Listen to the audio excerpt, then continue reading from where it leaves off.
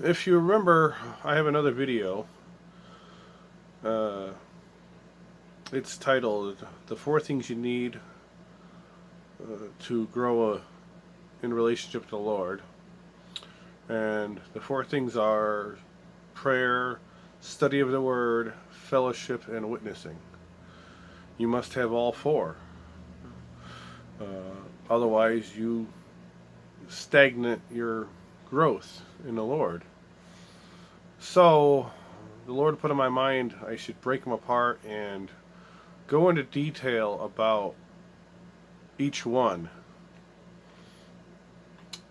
along with Bible verses. So, I will start with prayer. Uh, the way I see many people pray is that they, some people pray, believe that they are praying. There's actually four ways. Well, five. Five is the right way. Fifth is the right way. Four are the wrong ways people pray. I see people complain, they beg, they demand, and they barter with God. Try to bargaining. Try to make a deal with God. Uh, we all know how people complain. Uh, some people, they feel better after doing it, but all they did was vent their frustrations, complain to God about all their problems or about people, and say that they're praying for those people, but they're not. They were just complaining to God. Uh, wasn't prayer at all, complaining to God about all their problems, because they weren't asking Him for anything. They were just telling Him all their problems. The other one was demanding. I was looking for Bible verses about demanding, and I didn't really find too many. Uh, I did find a teaching, uh, and it states if prayer is demanding things from God, we would be in control. We would be asking God to do what we want, when we want it, and how we want it. We would not be humble and submissive. We would be arrogant and controlling. We would be demanding God to do our will instead of asking humbly for His will to be done. We would be treating God as our servant instead of as our Lord.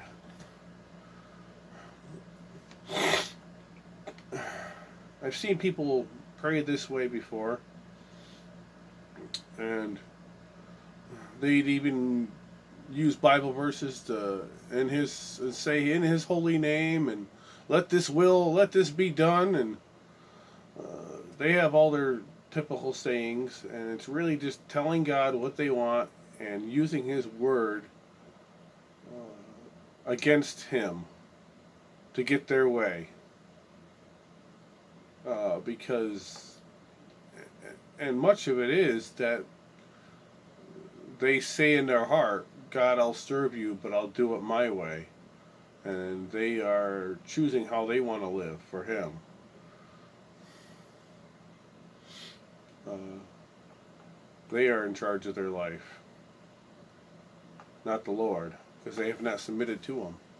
They may have received salvation and are serving Him, but not the way He wants. So they pray according to their way, and they're demanding God to do what they want because they think that's right. Then there's people who beg of God. Now, I know Bible verses kind of lead to that, like Luke 18, 1 through 8. And He told them a parable to the effect that they ought always to pray and not lose heart. He said, in a certain city there was a judge who neither feared God nor regarded man. And there was a widow in that city who kept coming to him and saying, vindicate me against my adversary.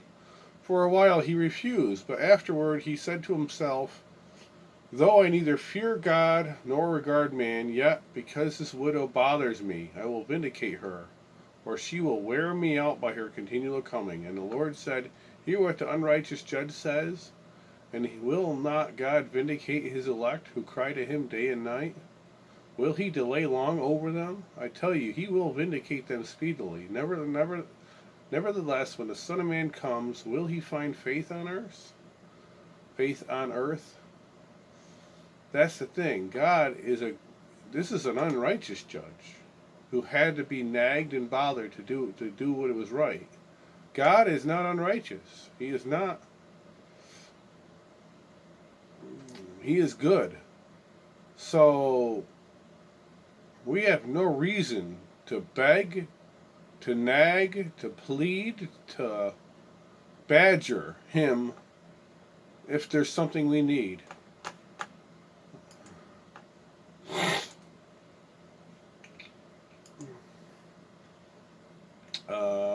Where's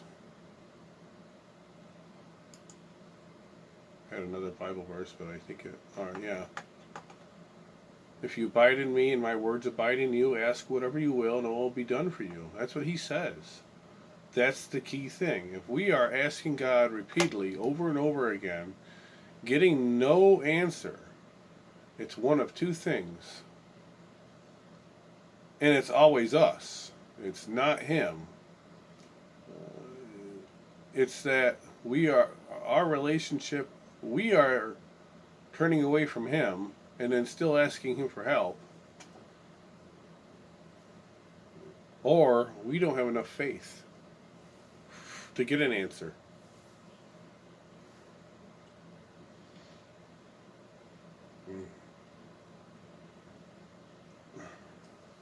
Like, the faith issue is kind of harder for people to understand. I'll have to do a different topic on faith more to explain that, because most people can relate their relationship to husband and wife, and if a wife asks her husband for something, does she even, it's not even a matter of doubting or having faith in him doing it. Although, in some sense, yeah, if a wife asks her husband, and I don't think he's going to do it, so I have to ask him again. He still hasn't done it. I have to ask him again, because I expect him to do it right then and there. And it's one of two things. Either the guy is lazy, or the wife just likes to nag. She has no faith in her husband doing it, and or expects him to drop what he's doing and wants him to do it right then. But if somebody's busy with something, I've experienced this a lot. People call me and want me to help them, but they expect me to drop what I'm doing and come right then. I tell them no. I'm in the middle of something, and then once I'm done, I'll be over.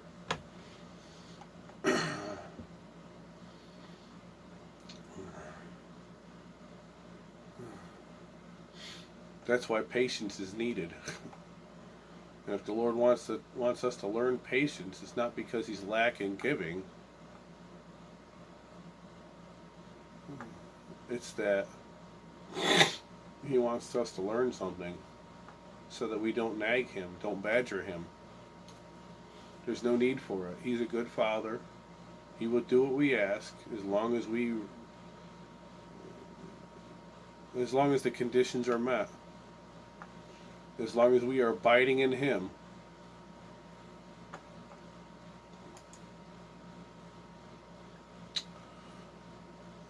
The next is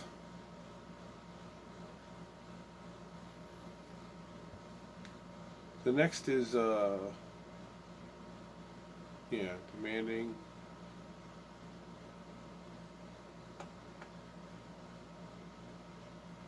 Wow.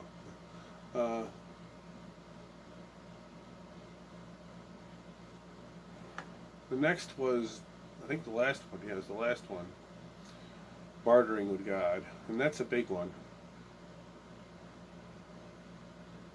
That is a big one. There's lots of Bible verses about that. Here's one.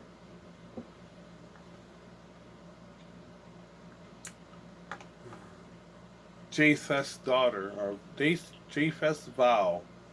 It's in Judges 11, verse 29. Then the Spirit of the Lord came upon Japheth, and he passed through Gilead and Manasseh, and passed on to Mizpah of Gilead, and from Mizpah to Gilead he passed on to the Ammonites. Japheth made a vow to the Lord and said, "If thou wilt give the Ammonites into my hand, then whoever comes forth from the doors of my house to meet me, when I return victorious from the Ammonites, shall be the Lord's, and I will offer him up for a burnt offering." So he went and fought them and won. So God kept his part of his deal. And then he came to his home. Then Japheth came to his home at Mizpah, and behold, his daughter came out to meet him with timbrels and with dances. She was his only child. Beside her he had neither son nor daughter. When he saw her, he rent his clothes and said, "Alas, my daughter, you have brought me very low, and you have become the cause of great trouble for me." Yeah, he thought some animal, one of his pets or something, was going to come out and see him first. Maybe even his own family dog or something. But it didn't work out, and he had to keep his vow. So he lost an heir. He lost his heir because she had to go into pretty much. She had to become a priestess in the church, and could never be with a man.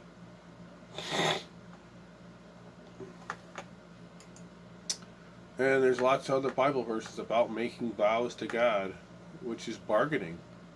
If you make a vow to the Lord your God, do not postpone filling it, for the Lord your God will surely require it of you, and you would incur guilt. But if you refrain from vowing, you will not incur guilt. Whatever your lips utter, you must diligently perform, just as you have freely vowed to the Lord your God with your own mouth.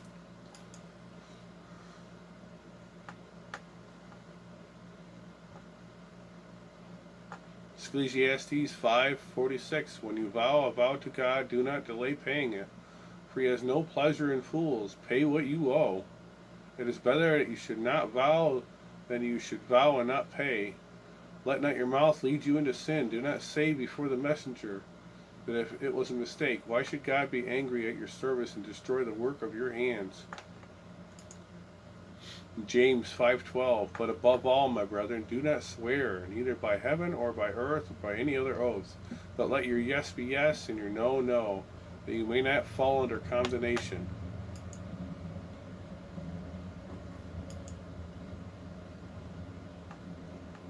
And that's the thing. I think a lot of people are actually gone through consequences now in their life because they tried to bargain with God, made an offer to him. Like someone would say, "Lord, if you give me the gift of healing, I could serve you." And he may have, and they don't. They don't go heal anybody. They don't lay hands on anybody. They use it for their own use, or don't use their faith to actually believe that they have it. They do nothing for him, and they have consequences because of it. And that's another topic which I can put in here, but we really have to discern when we're praying for somebody. If they're going through a hard time, we need to discern what is going on, because if we're praying for punishment to be removed, and that punishment is from God, it's not going to happen. And if they're going through a trial like Job did, and we pray and ask God to remove the trial, it's not going to happen. Job pleaded with God incessantly, and he did not answer the prayer. And it was nothing to do with Job's faith. It was nothing to do with it was God's will that he go through that trial for his benefit.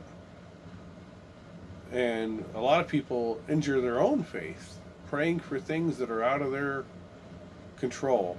They're out of their means.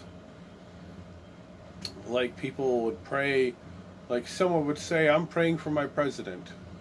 Okay, are you also praying for your mayor of your local town? And if they say yes, it's like, do you see any results of that prayer? Like, no. Then what makes you think your prayer is doing anything for the president? You got to know what level of faith you have and pray within those means to build it up. Because faith is like a muscle. Uh, I wouldn't go lifting 1,000 pounds if I knew I couldn't do it. I lift a few 100 pounds and work myself up.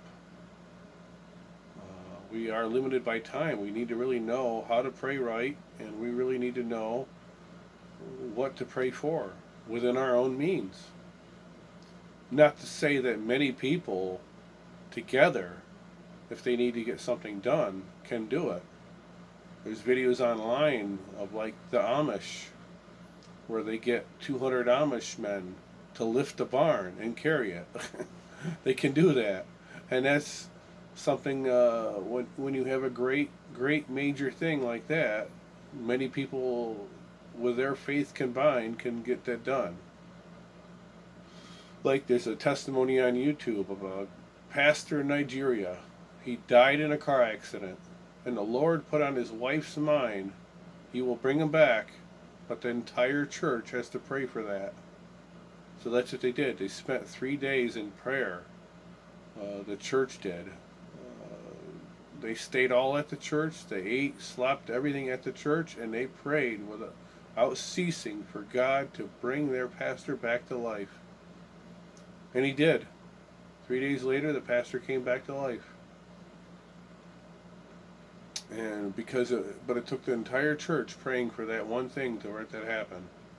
It wasn't one or two people. It wasn't some great prophet like with Peter. He had great faith, and he brought somebody back to life. But no, hardly anybody's that great now. I mean, he was actually he was in a specific position to do that.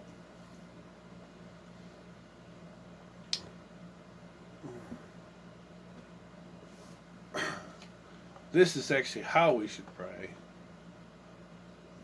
Matthew 6:9-12. Our Father who art in heaven, hallowed be thy name. Thy kingdom come, thy will be done, on earth as it is in heaven.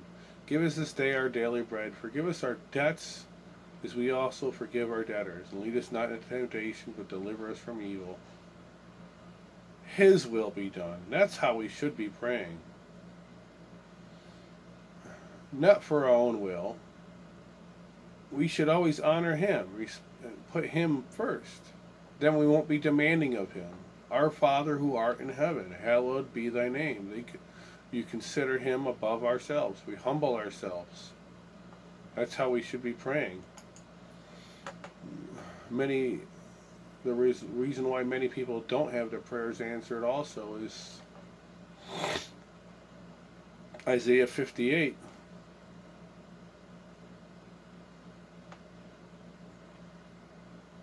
And just like in Matthew too, forgive us our trespasses. If somebody's holding on to resentment over a minor issue, he will not answer their prayers. There's lots of verses about how God will not answer prayers.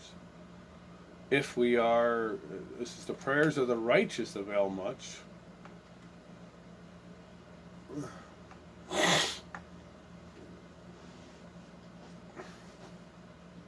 If one is right with God, he will answer the prayers. So if you don't have your prayers answered, check that. Are you right with him? Isaiah 58. Cry aloud, spare not, lift up your voice like a trumpet. Declare to my people their transgression, to the house of Jacob their sins. Yet they seek me daily, and delight to know my ways, as if they were a nation that did righteousness. They did not forsake the ordinance of their God. They ask of me righteous judgment. They delight to draw near to God. Why have we fasted, and thou seest it not? Why have we humbled ourselves, and thou takest no knowledge of it? Behold, in the day Of your fast you seek your own pleasure and oppress all your workers. Behold, you fast only to quarrel and to fight and to hit with wicked fists. Fasting like yours this day will not make your voice be heard on high. And is such the fast that I choose? A day for a man to humble himself? Is it to bow down his head like a rush, to spread sackcloth and ashes under him? Will you call this a fast and a day acceptable to the Lord? Is not this the fast that I choose, to loose the bonds of wickedness, to undo the thongs of the yoke, to let the oppressed go free, and to break every yoke? Is it not to share your bread with the hungry, and to bring the homeless poor into your house? When you see the naked, to cover him, not to hide yourself from your own flesh? Then shall your light break forth like the dawn, and your healing shall spring up speedily. Your righteousness shall go before you. The glory of the Lord shall be your rear guard. Then you shall call, and the Lord will answer. You shall cry, and he will say, Here I am. That's the key one right there, 8 and 9. If you are helping people in need, doing what the Lord has asked us to do, help people in need like the Good Samaritan, and be preaching the gospel to break the bonds of wickedness, because we're all born in with a sinful nature, and He needs to remove that. If we are doing that, that's what Job was doing. That's why God called him perfect and answered all his prayers and put a hedge of protection around him, which is the rear guard. Lord shall be your rear guard. He will answer all your prayers. People have actually asked me why I don't ask people much for prayer. It's because I do the work the Lord has asked me to do. He is my rear guard, so He takes care of most of my needs. So I don't have many concerns of my own, and if I do, I will only ask people who I know He will answer their prayers. I don't just post a prayer out. I don't post a prayer need out there for just anybody, because why waste somebody's time if God's not going to answer their prayer? I really only ask people who I know He will answer their prayer, who are right with Him. Kind of just like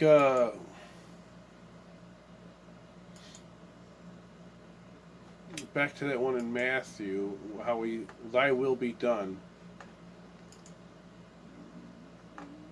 Like with my own home.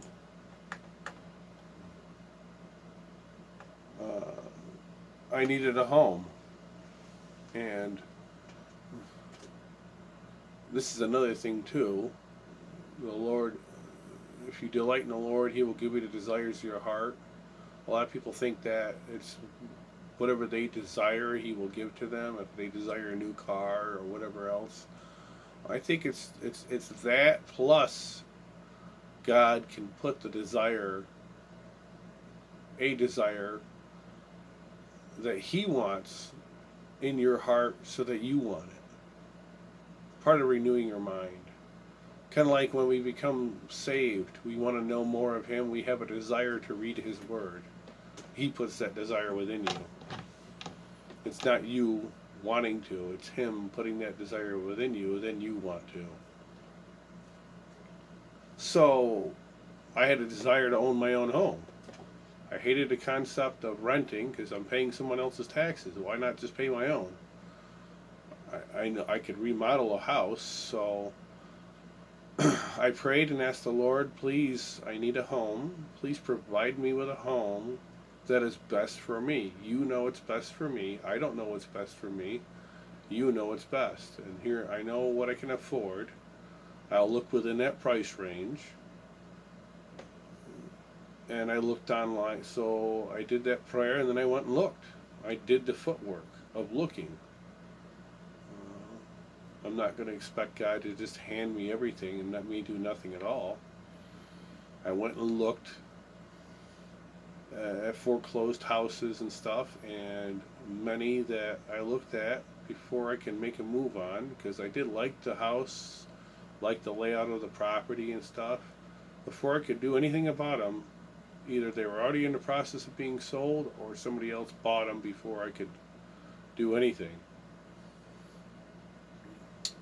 So I wasn't bothered because I put my trust in the Lord. He knows what's best. I let Him handle it.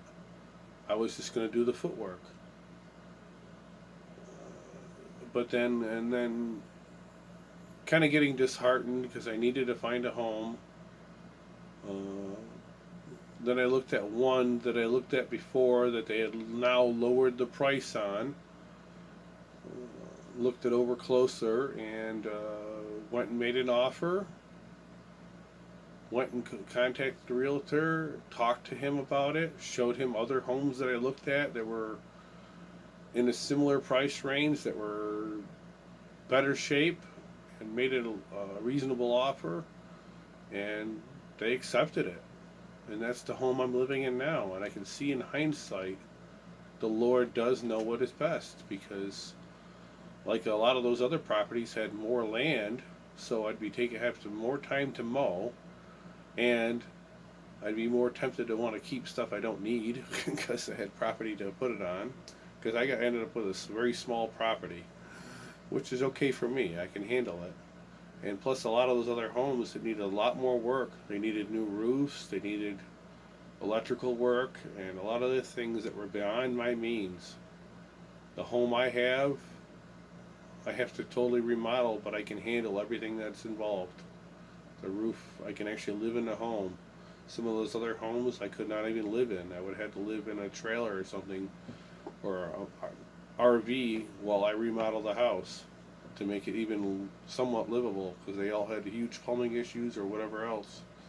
The home I have is perfect for me. So He provided for me. And that's what we all should be about. God's will. Just like Judges 6:36 to 36 to 40. So Gideon said to God, "If you will save Israel by my hand, as you have said, look, I will put a fleece of wool on the threshing floor. If there is dew on the fleece only, and it is dry on all the ground, then I shall know that you will save Israel by my hand, as you have said." And it was so. When I rose up early the next morning and squeezed the fleece together, I wrung the dew out of the fleece, a bowlful of water. Then Gideon said to God, "Do not be angry with me, but let me speak just once more. Let me test, I pray, just once more with the fleece. Let me know, let it not be dry only on the fleece, but on all the ground there be dew." And God did so that night, and it was dry on the fleece only, but there was no dew on all the ground. That's the thing. He wanted to know God's absolute will. He was not going to move unless he knew for certain God was going to do this. Was God going to be with him while he went in war to try to save Israel? He wanted to absolutely know. And that's what we should always be about. What is God's will? We don't want our own will.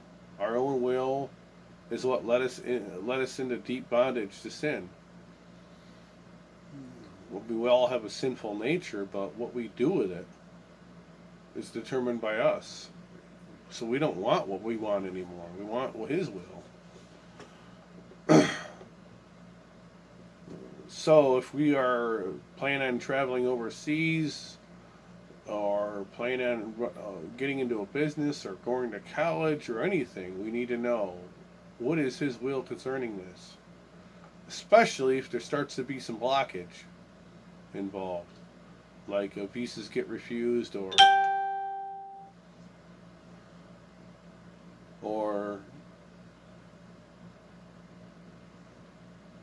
colleges don't accept applications and certain things like that. We need to turn to the Lord and really seek Him.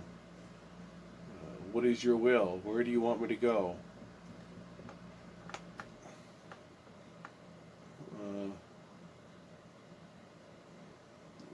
We don't need to really beg. We need to put out a fleece to know what His will is. and accept what it says. And that's the big thing that a lot of people have trouble with too, accepting what the scripture says. I've talked about this with divorce before. People want to believe the Lord says if you get divorced, you cannot remarry. It is adultery. And they say, nope, can't accept that. So they take verses, ignore other verses, and take other verses out of context to believe that they're okay. Nope, I can go ahead and do that.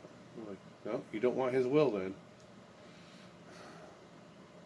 You want what you want. You want your will. And they're okay with committing adultery. And then they have nothing but consequences in their lives, and wonder what's going on. What is God doing? Why all these problems? Because you made your choice. You wanted your will, not His.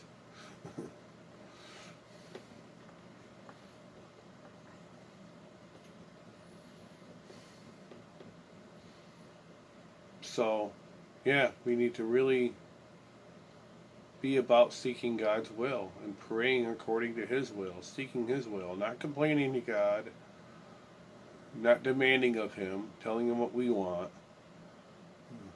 not begging or nagging or badgering God either. Which I've met people like that. And that's the thing, is even if we receive salvation, our flesh has a lot of things that we did in this life that worked. We did it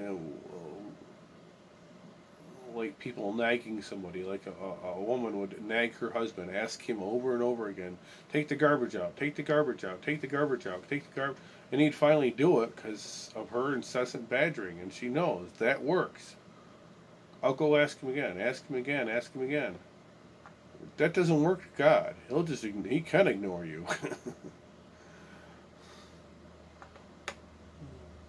So I know a guy like that too. He'll ask people if he wants something, he'll ask again and again. And people will just tell him, get out of here or I'll call the police. They don't have to stand for that. The guy needs to learn how to take no for an answer. So there's no reason to ever have to beg or badger or nag God. If the answer is no, then either what we're asking for is not according to His will, or we don't have the faith to receive it. It is us, not Him. Different no is people who have said